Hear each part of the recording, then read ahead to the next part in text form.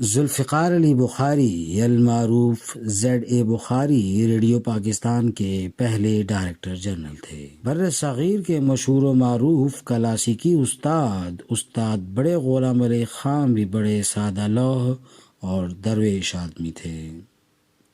ایک دن ریڈیو پاکستان میں پروگرام کے بعد خان صاحب کو اونگ آ گئی اور اتفاق سے اسٹوڈیو میں بخاری صاحب بھی تشریف لے آئے۔ استاد غلام علی خان کو اسٹوڈیو کی ایک راہداری میں نیم دراز پا کر انہوں نے خان صاحب کو خوب آڑے ہاتھوں لیا۔ استاد غلام علی خان نے کہا کہ اس میں میری کیا غلطی ہو سکتی ہے کہ مجھے نیند آ گئی، مگر اس پر ذوالفقار علی بخاری اور سیخ پا ہوئے اور خان صاحب کو ذکر پہنچاتے ہوئے یہ کہنے لگے، یہ سونے کی جگہ نہیں ہے، آخر آپ لوگوں نے ریڈیو پاکستان کو سمجھ کیا رکھا ہے؟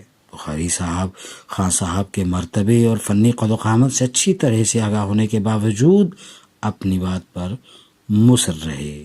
استاد بڑے غلام علی خان بھی دوسری طرف ایک فنکار ہونے کے ساتھ ساتھ خوددار آدمی تھے۔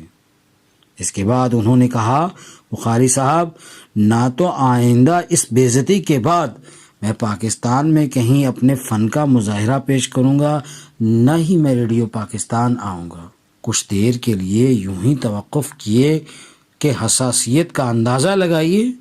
اس کے بعد غالباً 1952 میں وہ ہندوستان تشریف لے گئے، جہاں ہندوستان کے موسیقی اور فنی حلقوں نے انہیں ہاتھوں ہاتھ لیا۔ یوں پاکستان ایک بہت بڑے فنکار، موسیقار اور گلوکار سے محروم ہو گیا۔